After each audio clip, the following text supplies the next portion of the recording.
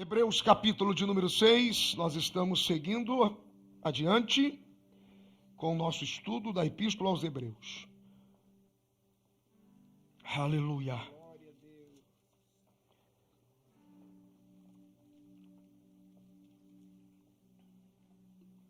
Queremos cumprimentar a todos os internautas que pela internet, de perto e de longe, acompanham esta transmissão. Eu já soube também, pastor Zé Carlos, que tem alguns crentes que descobriram que a gente transmite o culto, aí não vem, sabe? Só por causa de você, amado, que não vem por preguiça, não aqueles que têm motivo. Eu não vou parar de abençoar mais de 2, 3 mil pessoas que a gente alcança por quarta-feira, né? Ah, pastor, não transmite não para punir essa gente. Não, fica aí, tá bom? Porque tem mais gente fora daqui que precisa ouvir essa palavra. Amém? Hebreus capítulo de número 6, você encontrou? Diga amém. Amém. Normalmente eu faço a leitura toda, mas eu tenho a impressão que nós não vamos conseguir, pela reflexão que eu tive, eu tenho a impressão que nós não vamos passar do versículo 2. Hoje não vai dar. Só pela reflexão que eu fiz, eu disse, meu Deus, não vai dar. Se eu passar tudo, vai ficar correndo. Então, vamos fazer o seguinte. Nós vamos ler do versículo 1 até o versículo de número 2. Normalmente eu leio o capítulo todo, mas para a gente aproveitar o tempo, nós vamos ler os versículos 1 e 2 do capítulo 6 da Epístola aos Hebreus. Tá bom? Por isso, deixando os rudimentos da doutrina de Cristo, prossigamos até a perfeição, não lançando de novo o fundamento do arrependimento de obras mortas e de fé em Deus. E da doutrina dos batismos. Isso é plural. Tem mais do que um? Tem. Mas não é um só batismo. Porque dos batismos. Então eu vou te explicar hoje.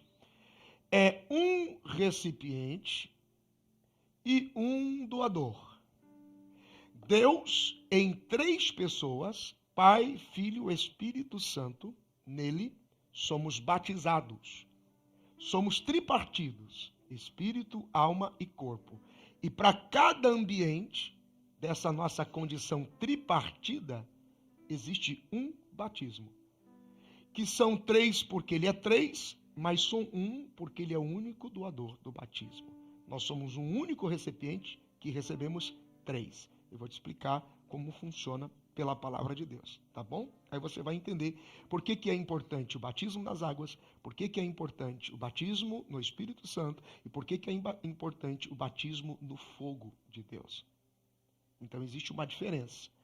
Quando o Espírito Santo nos convence do pecado e do juízo, ele nos leva ao corpo de Cristo e no batismo das águas, somos batizados no corpo de Cristo. Uma vez batizados no corpo de Cristo, Cristo nos batiza no Espírito do seu corpo. E uma vez batizados no Espírito do seu corpo, terceiro, o Espírito do seu corpo nos batiza no fogo, que é a transformação de glória a glória até a perfeição do caráter de Deus em nós através de Cristo. Percebe? Então, por isso que algumas pessoas ficam um pouco perdidas aí quando elas dizem, mas o que está faltando em mim? Parece que eu estou incompleto na minha caminhada. Veja como é importante uma reunião como essa, porque tudo faz sentido depois. Então, olha o versículo 2 de novo e sublinhe, eu já volto nele. E da doutrina dos batismos e da imposição das mãos e da ressurreição dos mortos e do juízo eterno. Então, só aqui a gente vai longe. Então, vamos voltar para o versículo 1. Hebreus 6, 1. Por isso, deixando os rudimentos da doutrina de Cristo. Veja que ele chama atenção sobre a necessidade que alguns têm de reposicionar, ou de recolocar, ou de reestabelecer novamente as doutrinas, ou a base de fundamento, numa constante de arrependimento ou confissão, enfim. Quando eu digo pela palavra, é o que eu digo, ele nos perdoou uma vez só. Quando nós quando nós abrimos mão de toda a obra morta em confissão e arrependimento, e estabelecemos o rudimento, estabelecemos Cristo, você não tem que fazer isto todo dia ou todo o tempo, mas você precisa se desenvolver em cima ou através ou a partir desse rudimento. É aqui que a hipocrisia religiosa acontece, que algumas pessoas vêm e quando aceitam a Jesus no domingo, eles imaginam que eles são pecadores só no domingo. Na verdade, o corpo do pecado continua. Pelo batismo, o velho homem nasce de novo, mas o corpo do pecado continua. Porém, o que Deus espera em Cristo, na nossa experiência com Cristo, é que através desse rudimento, não só nós o deixamos, e o sentido é que não só o estabelecemos, como tomamos a atitude de construir em cima desse rudimento, de fé em fé, de glória em glória, prosseguindo em conhecer ao Senhor, a cada dia crescemos nele, através de Cristo, em nossa relação com Deus. Então, para a gente entender quais são esses rudimentos, e como que a gente entende? Que rudimentos são esses? Veja que ele está dizendo o seguinte: deixando os rudimentos da doutrina de Cristo, estabeleça-os, e agora, baseado no arrependimento e no entendimento deles, cresça, prossiga até a perfeição, não lançando de novo um novo fundamento, de arrependimento das obras mortas e de fé em fé. Então nós temos aqui 3 rudimentos importantes que a gente precisa entender e crescer a partir deles: obras mortas, fé em fé e dos batismos. Ok? Pelo menos esses 3 nesse instante aqui. Se você quiser sublinhar arrependimento das obras mortas, esse arrependimento aqui é quando nós, com sinceridade, na nossa fé, como sinal de crença na mensagem do Evangelho, no processo de disciplina e renúncia, abrimos mão da nossa vida na carne, pelo arrependimento, para agora começar a viver uma vida no Espírito, com frutos desse Espírito. Quando Paulo escreve aos Gálatas, e é um texto importante agora que você precisa abrir, capítulo de número 5, Gálatas, capítulo de número 5, todo arrependimento sincero, toda confissão sincera, vai produzir um desejo de conversão através da fé, que foi reflexo do poder do Evangelho, da eficiência da palavra na vida do indivíduo. É por isso que o Espírito Santo nos convence do pecado e nos convence do juízo, mas ele não nos leva ao arrependimento, porque isso é uma atitude que a gente tem, que você deseja, que você determina. Como eu sei que o arrependimento aconteceu em mim? Quando existe o desejo sincero de conversão e mudança de trajetória, mudança de vida.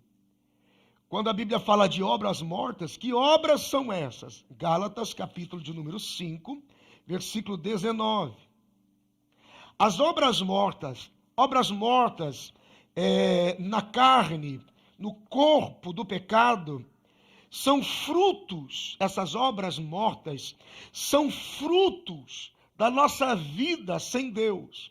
São frutos gerados, é uma filiação gerada no mundo sem Deus. E essa relação não tem a ver com a relação da carne e corpo físico, mas de toda, escuta só, de toda a expressão do corpo mais a alma, sem o discernimento do Espírito de Deus. Atitudes carnais são todos os instintos e desejos atendidos, preenchidos, desfrutados, baseado na emoção e no depósito do corpo mais alma, independente da influência do Espírito de Deus. Escuta, primeira carta de Paulo aos Tessalonicenses, capítulo 5, versículo 23. Nós somos espírito, alma e corpo que devem tudo ser guardados e irrepreensíveis. Então eu sempre toco nessa tecla. Pastor, o que é que salva? Salva os três.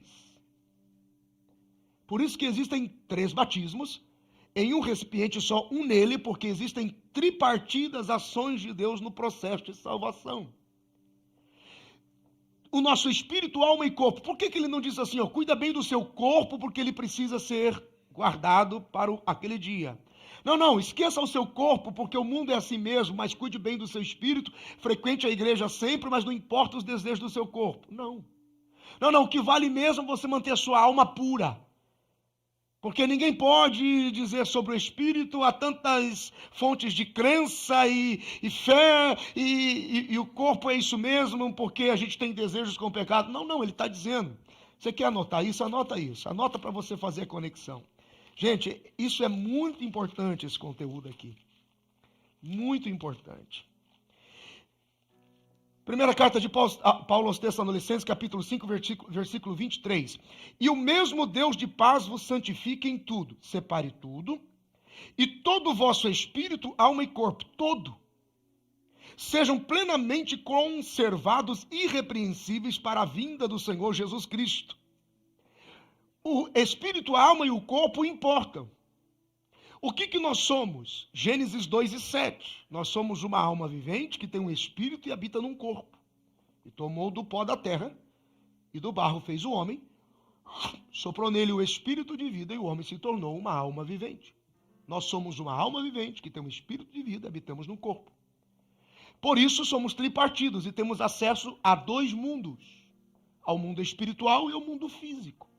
É por isso que existe uma inclinação para acreditar em qualquer coisa, nem que for numa pedra, nem que for para acreditar numa parede, num pedaço de barro, nem que for para abraçar uma árvore e dizer, eu sinto uma energia cósmica nessa árvore. Você dá o nome que você quiser, mas na verdade existe uma necessidade espiritual no indivíduo de se conectar espiritualmente com alguma coisa, porque a gente é esse indivíduo espiritual que tem uma alma vivente e habita dentro de um corpo. Então a gente transita nesses 2 mundos, o espiritual e o físico.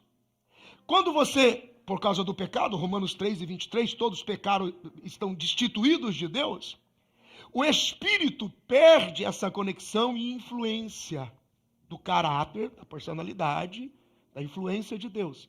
Então nós ficamos às paixões dos nossos instintos e desejos, que o corpo e a alma decidem escolher. Então, dependendo da sua formação, da sua origem, da sua história, de onde você vem, o que mais existir de depósito na sua alma, de desejo, vontade, inclinação, orientação, seja ela sexual, ou vícios, ou financeiro, em caráter.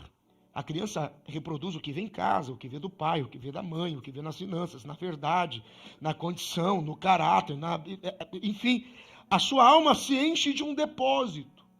Daqui a pouco você se torna exatamente isso, Provérbios 23:7. Aquilo que você imagina na sua alma, o depósito da sua alma, aquilo que você guarda, aquilo que alimenta a sua mente, que ativa a sua alma, nisso você se torna. Então nós somos exatamente, do lado de fora, acaba se vendo aquilo que a sua alma mais alimentou. Aí você diz assim, pastor, como isso pode acontecer comigo? Não, na verdade você se tornou isso nos últimos dias. Você se tornou isso nos últimos meses. Você se tornou isso nos últimos anos. E não foi uma coisa que ele pegou de surpresa hoje. Você permitiu ser alimentado na alma por um desejo que no seu corpo foi visto do lado de fora. Quer dizer que você acabou tomando decisões por instintos e desejos, baseado na sua alma e no depósito que havia nela, e no desejo do seu corpo, do pecado, sem a influência de Deus. Aí o camarada diz, não, pode deixar que eu não preciso de culto, não preciso de oração, não preciso de jejum, não preciso de nada. Se tendo tudo isso, você ainda corre o risco, imagina na ausência disso. Quando você aceita Jesus, o seu espírito volta a receber a influência de Deus, do caráter, da personalidade de Deus. E esse espírito começa a influenciar a sua alma de tal forma que ele vem a reprogramar a sua memória de instinto, desejo e emoção na alma. Para que então do lado de fora no corpo se veja que você nasceu de novo. É quando as pessoas perguntam, já que você está dizendo, é porque você está dizendo, mas olhando para você, eu não consigo acreditar que você já viveu ou passou por isso. Por quê? Porque ficou tão bem influenciado dentro que do lado de fora. Ainda assim, aquilo que você tem como depósito, existem pessoas que sofrem muito com abandono, exclusão, abuso, pessoas com muita dificuldade para relação, intimidade, casamento, verdade, honestidade, caráter, influência, vem e fica reprimido dentro de uma alma que nunca confessou de verdade, que não houve uma confissão sincera. Foi isso que a religião foi capaz de fazer na vida das pessoas. Ela criou uma máscara, uma maquiagem, e diz, não, vem para cá, não fala muita coisa não, porque você pode assustar as pessoas. Bota essa máscara e fica aqui. Fica aqui dentro. Algumas pessoas perguntaram do domingo passado, quando eu falei sobre Tomé, que é um dos personagens mais incríveis da Bíblia. Enquanto todo mundo buscava uma autopreservação dentro da casa, temendo a fúria dos judeus, ele foi o único que ficou do lado de fora. Encarou todo mundo e ainda com problemas de fé. E foi o único que teve coragem de entrar dentro da casa, depois de ouvir da boca dos outros, ele vive. Ele disse, tudo bem, mas eu estou com problemas com a minha fé. E eu não consigo acreditar que ele está vivo assim. Só isso. Porque a religião esconde isso. A pessoa vem aqui dentro, está fraca, morrendo, precisa de ajuda e não fala. Ele faz de conta que está bem. Ele canta como se estivesse bem, a Bíblia dele é como se estivesse bem, as mãos dele é como se estivesse bem, mas ele... E vou te falar, isso é difícil, porque quem se tornou religioso, durante muito tempo, é difícil chegar e dizer assim, olha, desculpa, com todo respeito, eu sei que ele vive, mas estou com dificuldade de acreditar nisso. Só que com tudo isso, pastor Zé Carlos, ele foi o único que tocou a Jesus, ressuscitado. Ninguém mais o tocou. Aí Jesus disse, eu respeito a sua dúvida, pode tocar. E Tomé, eu tocou. Me diz outro na Bíblia que fez isso. As mulheres tentaram, eles disseram, não me toque, porque ainda não fui para o Pai. Jesus disse, toca e pega na ferida e mexe para você ver. Você está entendendo? Percebe isso?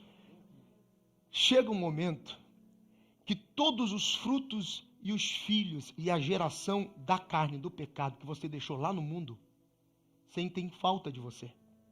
Eles querem voltar para o seu colo. São frutos da carne. São frutos da obra morta. Que querem voltar para você. Então Paulo fala exatamente sobre isso. Gálatas 5, versículo 19. Porque as obras da carne são manifestas. As quais são. E ele separa por grupos. Não, se você não tiver um olhar atento, você passa batido. Mas está separado por grupos. Primeiro grupo. Adultério, fornicação, impureza e lascívia.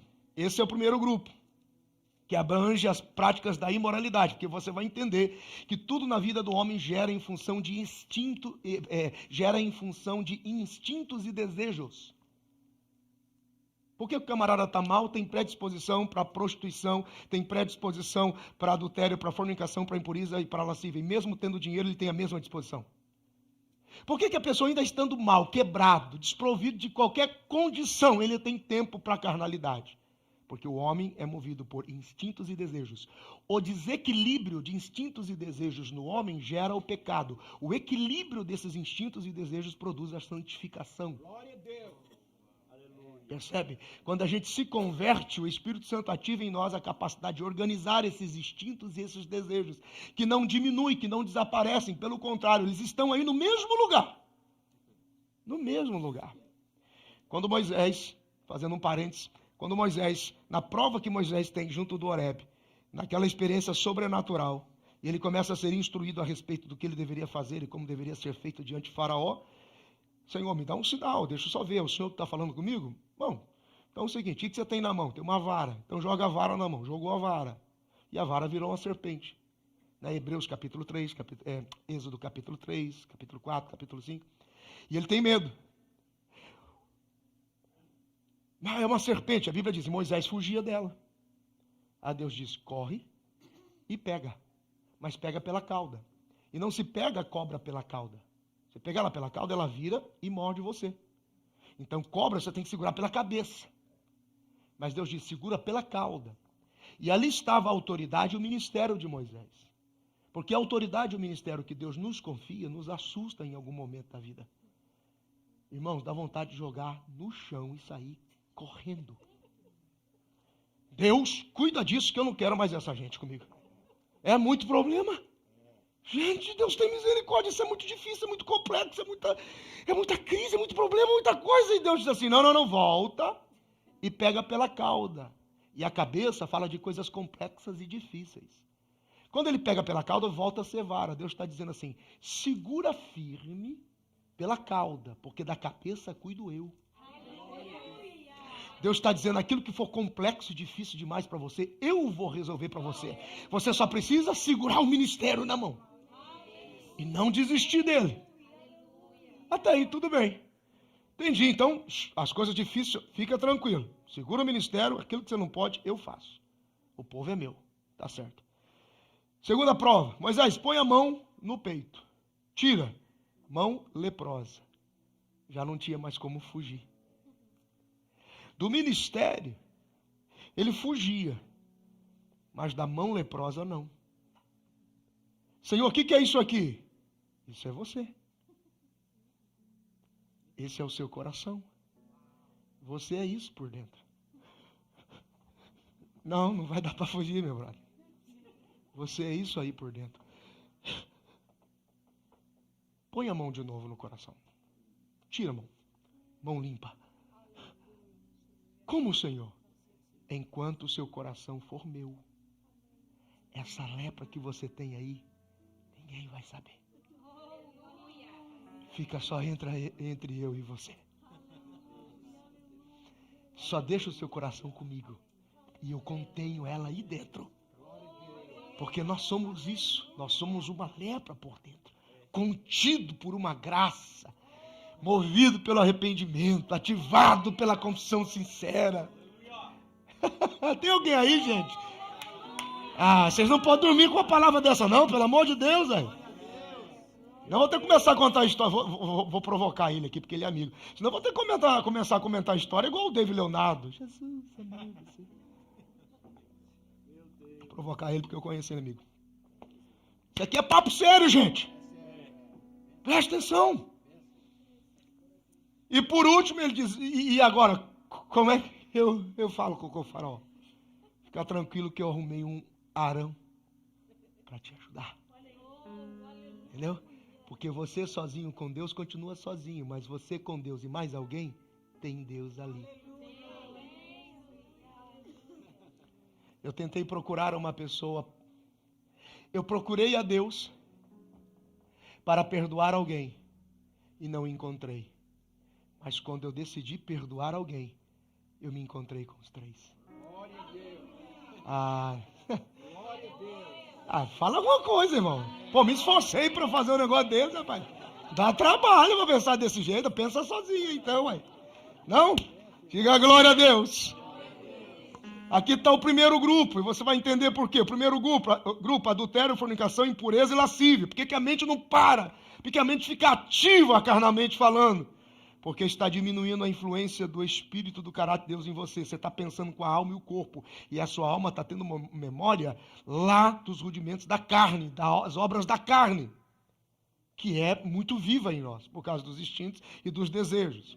Segundo grupo, idolatria, feitiçaria. Bom, primeiro grupo você já entendeu. Atos de imoralidade. E isso vai produzir frutos de escândalo, ausência de amor e infidelidade. Segundo grupo, versículo 20. Idolatria, feitiçaria, inimizades, contendas, ciúmes, iras, pelejas, dissensões e heresias. Está tudo no grupo do espírito da religiosidade.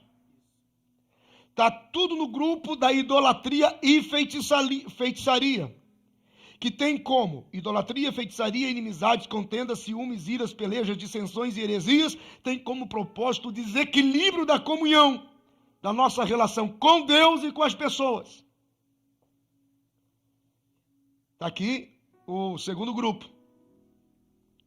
Todo o propósito desse desequilíbrio aqui, a idolatria, a feitiçaria, a inimizade, contenda, ciúmes, ira, pelejas, dissensões, heresias. Eu até pensei em explicar uma a uma, a gente ia levar um mês falando sobre isso. Eu separei por grupos.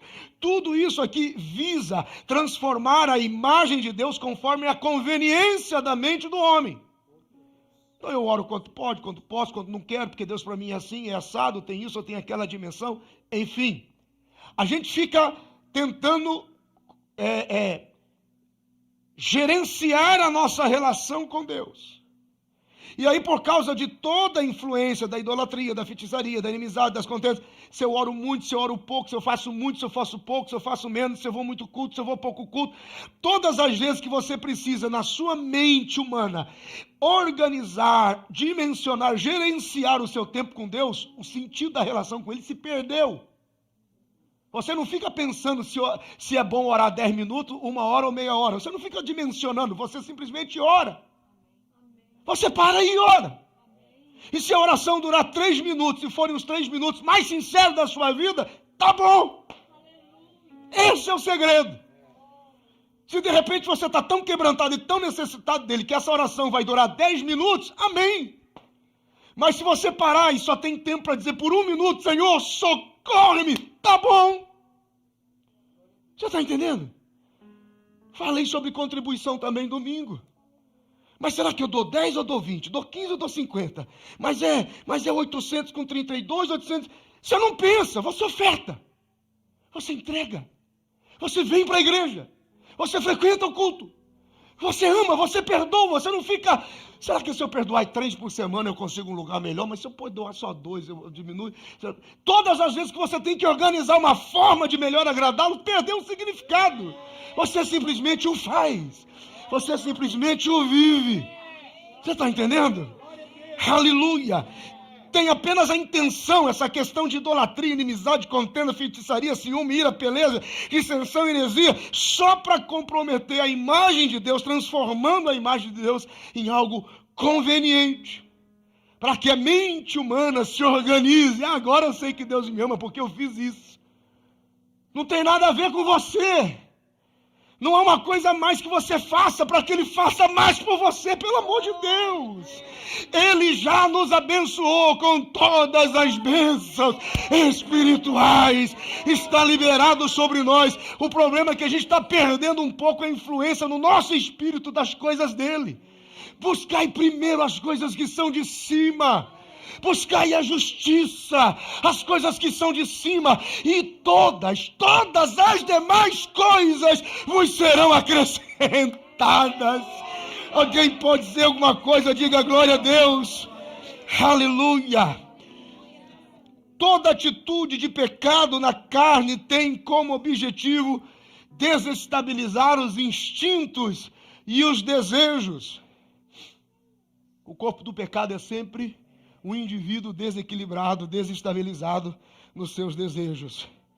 O pecado está reinando ali. O próximo grupo, invejas, homicídios, bebedices, glutonarias e coisas semelhantes, estas acerca das quais de antemão vos declaro, como também já antes vos disse, que os que cometem tais coisas não entrarão no reino de Deus. Terão dificuldade de desfrutar desse ambiente sobrenatural de provisão constante. Nós temos uma batalha com o mundo. E essa batalha não é fácil. Abra aí a primeira epístola de João, capítulo 2, versículo 16. Anote aí. Use uma caneta, por favor, para que você anote e não tenha dúvida concernente a esses 3 pontos em particular. Sublinhe. Porque tudo que há no mundo, primeiro, concupiscência da carne. Sublinhe, concupiscência da carne. 1 João 2,16, perdão. Primeira epístola de João 2,16. Sublinhe para você ostentar. Quando você chegar em casa, num parente, você abre e mostra a Bíblia escrita aqui, irmão. Aqui, ó, que a Bíblia diz, ó. Porque há no mundo, irmão, a concupiscência da carne. Número 1, aí vai ver que você é estudioso, dedicado. 2, concupiscência dos olhos. 3, soberba da vida. Isto não é do Pai, mas são coisas do mundo. Então, concupiscências da carne, que opera pelos nossos instintos. Concupiscência da carne operada pelos nossos instintos. Concupiscência dos olhos, operado pelos nossos sentidos.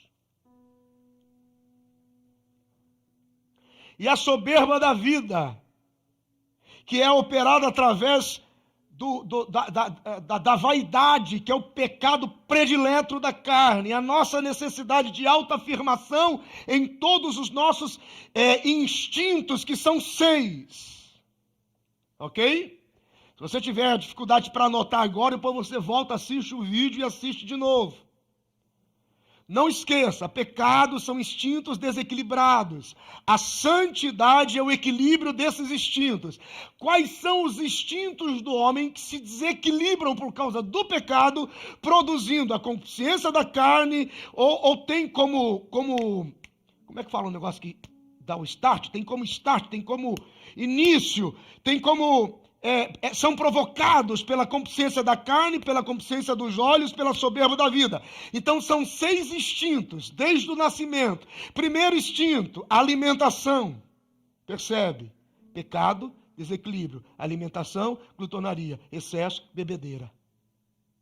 Veja, o desequilíbrio dos instintos produzem a satisfação do corpo do pecado, alimentando a concupiscência da carne. Você tem que ter isso em mente. Concupiscência da carne, então são os instintos ativos. Concupiscência dos olhos, são os sentidos ativos. Soberba da vida, é a nossa vaidade, a nossa necessidade de autoafirmação.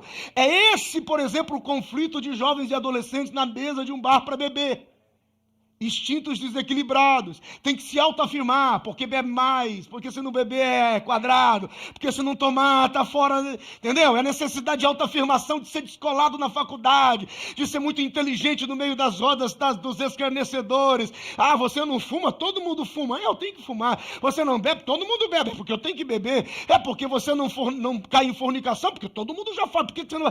O desequilíbrio dos instintos, quais são eles? Vão sendo ativados pela concupiscência da carne, pela concupiscência dos olhos e pela soberba da vida. Então, por exemplo, quais são os instintos? São 6.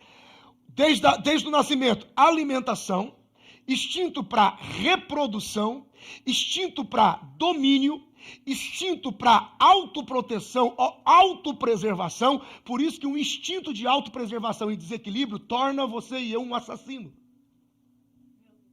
Percebe?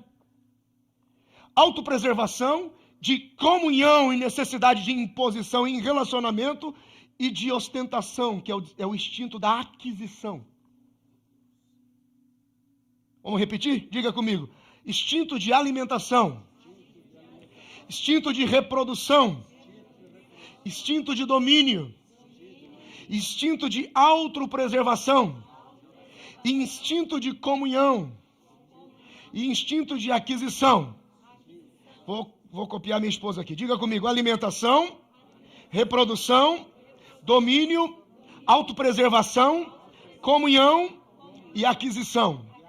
Tudo isso desequilibradamente, fora do nosso domínio próprio, se torna instrumento de acesso para o pecado em todas as áreas da nossa vida. Isso aqui completamente desorganizado, desequilibrado. Quando você vem para Jesus, os teus instintos são desafiados à santidade, no equilíbrio da alimentação. Meu irmão, é que a gente não quer ser chato, não pode ser chato. Mas você sabe que existem coisas que se comem que são nocivas ao corpo. A pessoa passa a vida toda escravo, desequilibradamente no corpo do pecado, comendo o que faz mal ao corpo. Você poderia até ir mais longe, mas agora está doente.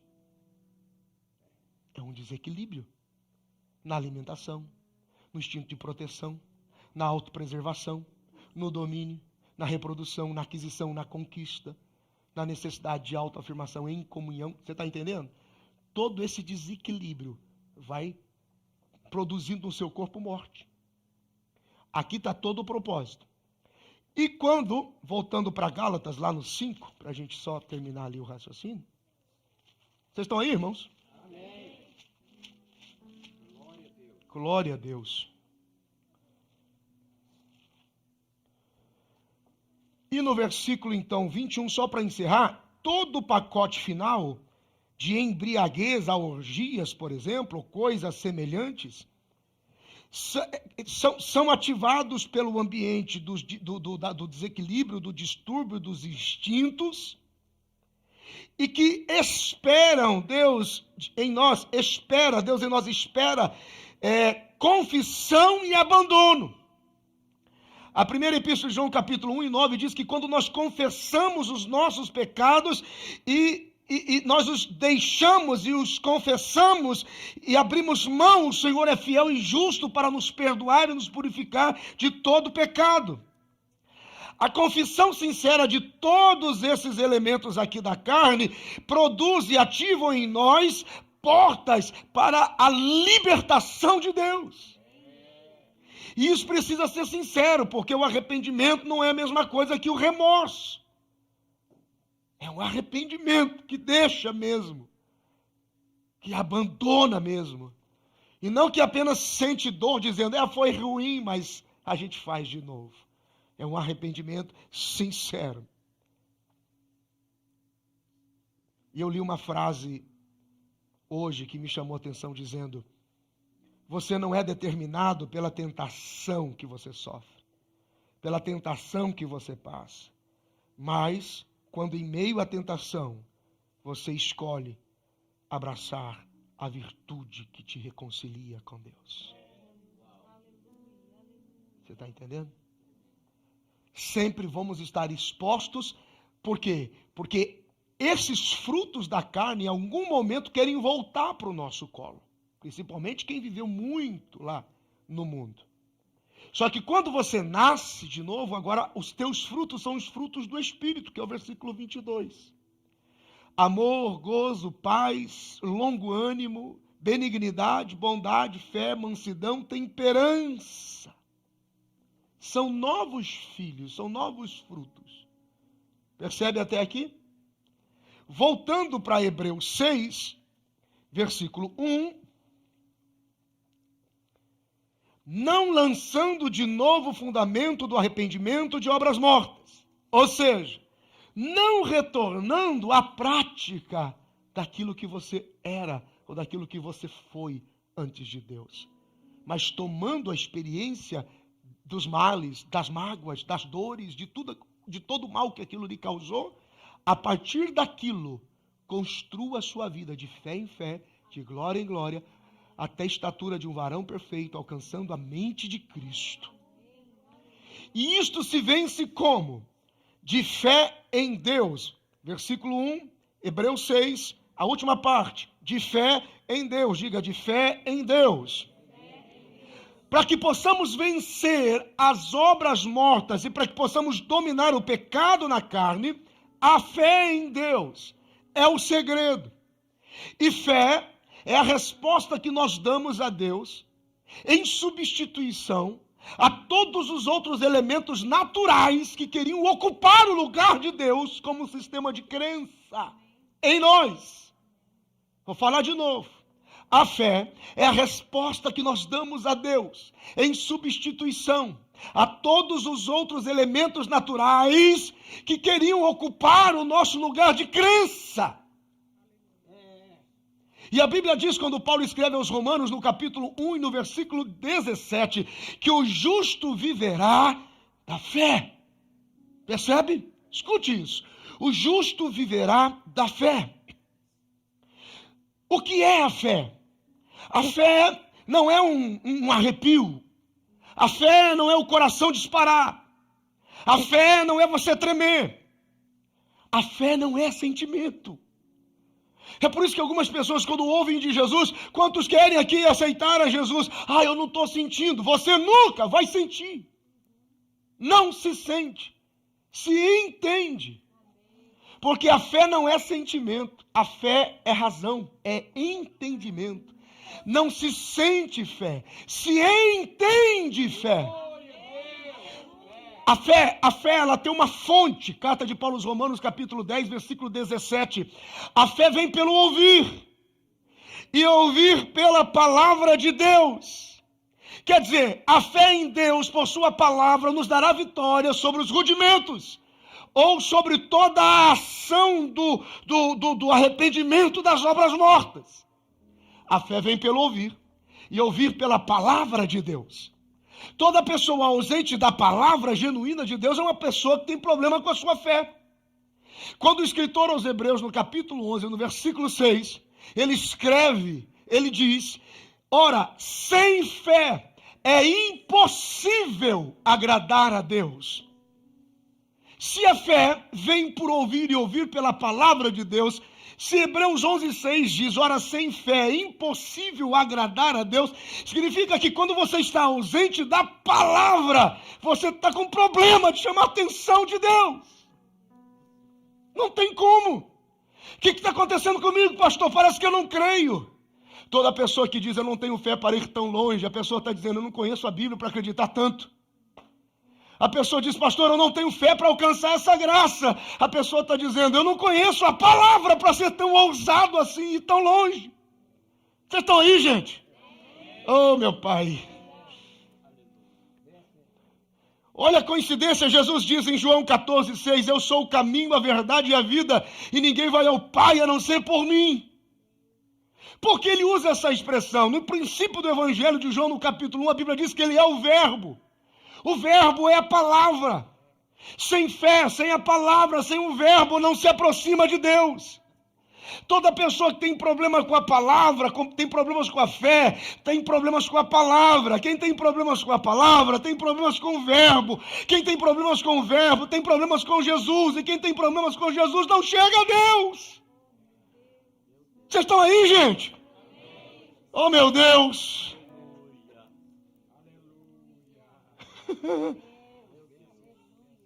A fé não se sente, a fé se entende.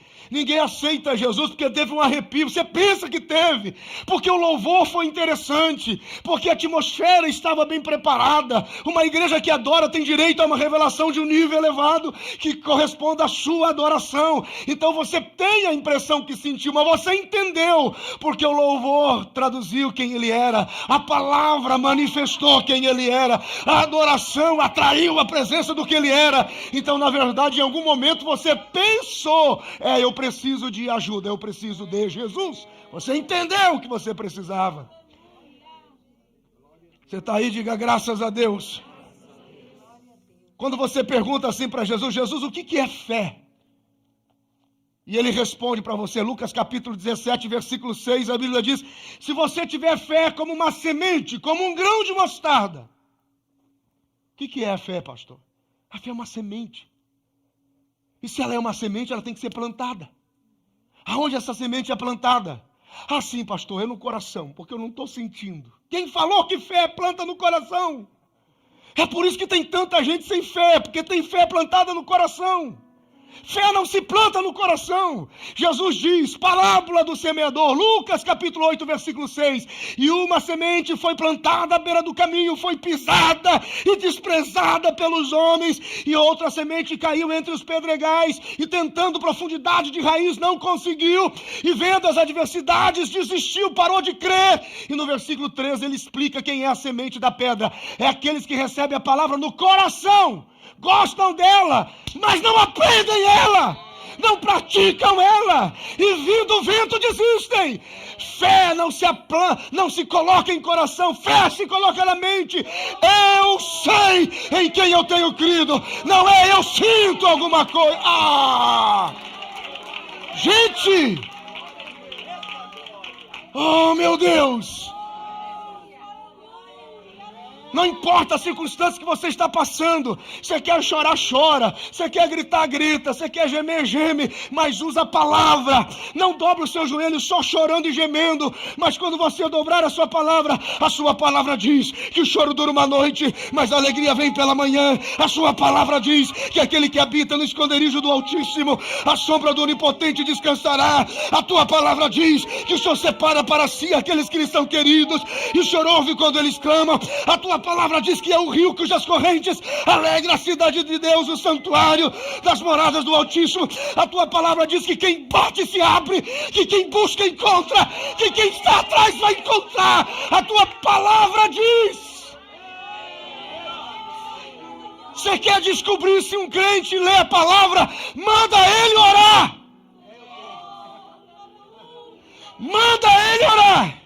Se ele ficar patinando, meu pai é Deus, é pai, meu pai é Deus, meu pai. Isso quando não usa as línguas estranhas para se auto-espiritualizar. Senhor, a tua palavra diz que onde houver 2 ou 3 reunidos no teu nome, o Senhor está no meio dele. A tua palavra diz que tu deste uma chave à igreja, a chave que quando nós ligamos na terra, o céu responde, a chave que quando nós ligamos na terra, o céu diz que sim. A tua palavra diz, a palavra. Oh, meu Deus.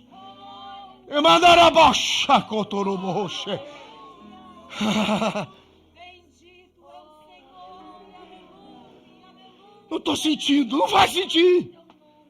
Eu sei em que eu tenho crido.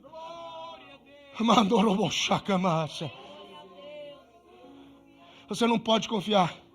A fé e a palavra têm que entrar na sua mente. A nossa mente está programada para resistir a Deus. A nossa mente está programada para resistir a Deus, sua palavra, para duvidar o tempo todo. Provérbios 23:7 eu citei aqui no começo. Aquilo que você imagina na sua alma, aquilo que você alimenta na sua mente, aquilo que você pensa, nisso você se torna. Ponto e vírgula. Você come e bebe, mas o seu coração não te acompanha. Sabe o que é comer e beber? É tentar fazer de conta que nada está acontecendo, é da normalidade.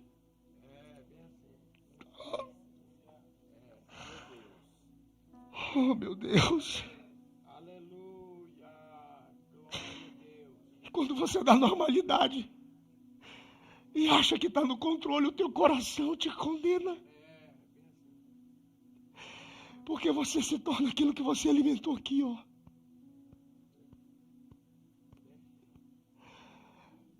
É por isso que tem muita gente com fé no coração e pecado. Tem muita gente com fé no coração pecando. Tem muita gente cheia de fé no coração, mas é incrédulo. Está cheio de fé no coração, mas não perdoa. Não consegue vencer a carne, está cheio de fé no coração, mas não tem nada aqui, ó. Oh, meu Deus. Você não sente, você pensa.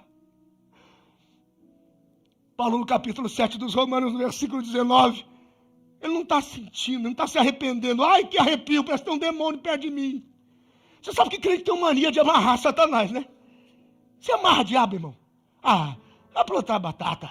Amarra Satanás. Quanto mais você amarra e solta, mais o diabo está solto aí no mundo.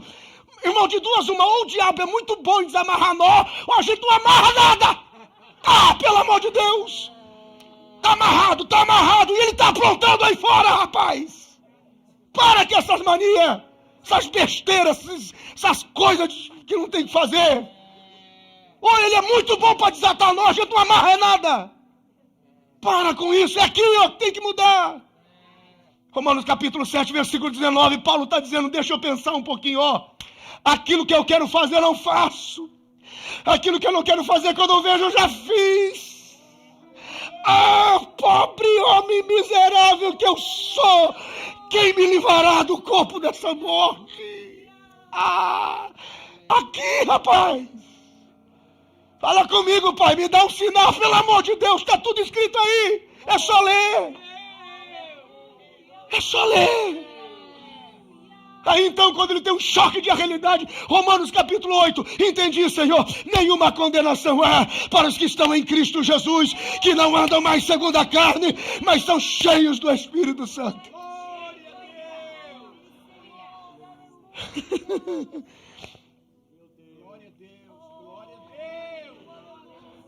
O que tem que acontecer comigo, pastor? Segunda carta de Paulo aos Coríntios, capítulo 10, versículo 5. Eu gosto, Paulo é franco. Ele não diz assim, ó, dá uma voltinha ali, refresca um pouco essa cabeça, depois você volta. Vai ali, ninguém te quer, ninguém te ama, procura outro canto. Desculpa o exagero. A Bíblia diz assim, destrua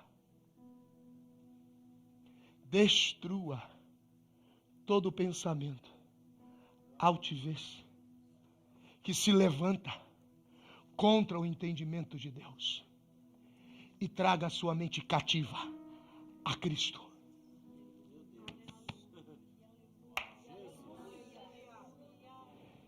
Tira esse pensamento, tira essa ideia de suicídio da sua cabeça. Tira essa proposta de divórcio. Arranca dessa sua mente esse negócio de abandonar essa casa. Tira da sua mente esse negócio de não perdoar nunca. Arranca da sua mente esse negócio de que você não quer nem ver mais na frente. Arranca da sua cabeça esse negócio de exclusão. Arranca, tira da sua cabeça toda a ideia que não vai na contra, que não vai a favor de Deus, mas vai contra Deus, contra a misericórdia, contra a justiça. Arranca da sua mente e traga a sua mente cativa a Jesus. Oh, meu Deus. Fica de pé comigo em nome de Jesus.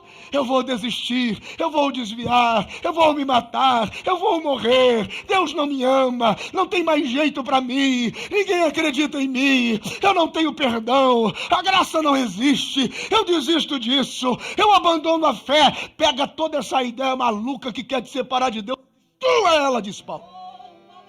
Destrua, desfaça agora, destrua agora todo pensamento, altivez, todo nível de conhecimento que quer implantar em você qualquer outra coisa menos do que Deus é. Feche os teus olhos. Coloque a mão na sua cabeça.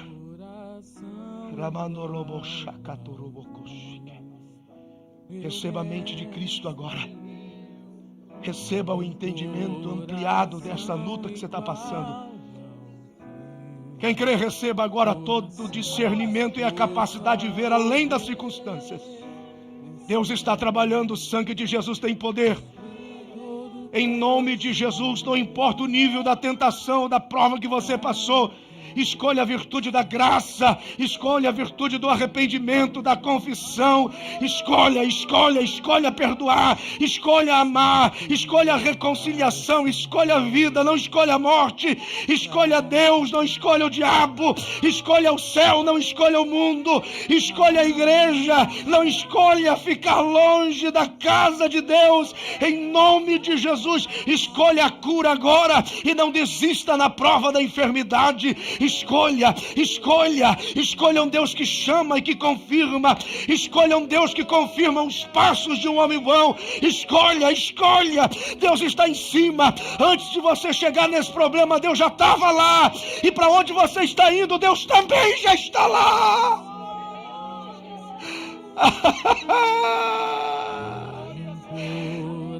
Se você é batizado com o Espírito Santo, você pode falar em línguas estranhas com liberdade, se você desejar.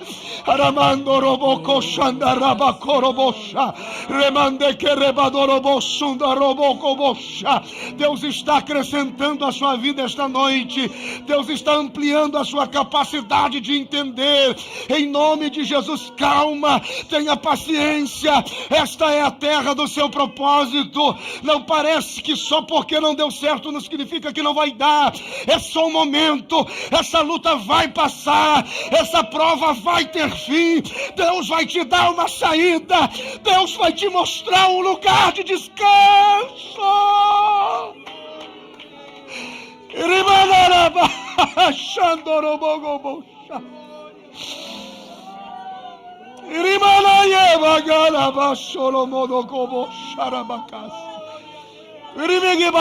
Diga: Senhor, toma minha mente com a tua palavra, toma minha mente com as tuas promessas, toma minha mente com a tua presença, toma minha mente com a tua graça, toma minha mente agora. Meu Deus,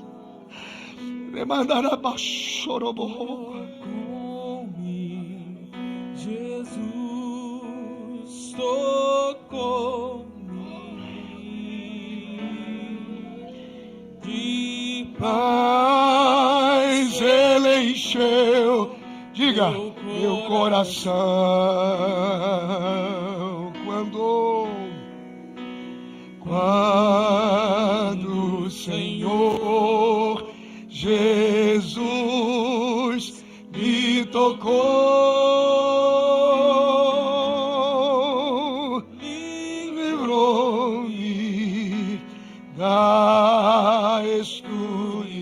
Só mais uma vez para a gente encerrar. Tocou-me, Jesus, tocou-me. Cante. De paz ele encheu meu coração. Quando o Senhor Jesus me tocou, livrou-me da escuridão. Diga graças a Deus. Quantos podem aplaudir a Jesus com alegria? Antes de você voltar para o seu lugar, abrace pelo menos uma pessoa e diga: seja crente e não incrédulo.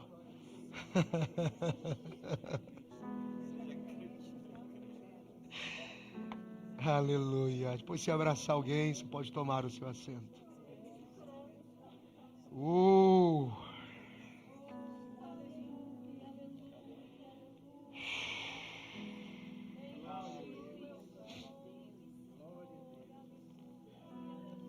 sangue de Jesus Cristo nos purifica de todo o pecado.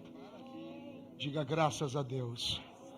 Quando você encontrar alguém por aí muito mal, em todos os sentidos, pode dizer para ele que essa casa aceita ele. E nós estamos de braços abertos para recebê-los. Tá bom? Sem medo. Queridos, vamos dizimar e ofertar na casa do Senhor. Quero agradecer a todos que estavam conosco na conexão. Deus te abençoe no nome de Jesus. Quero convidar a igreja. Vamos dizimar e ofertar na casa do Senhor. Você tem aí nas fileiras dos bancos a opção de ter o seu envelope. Deus te abençoe no nome de Jesus. Graças a Deus. Aleluia. Amém, meus irmãos.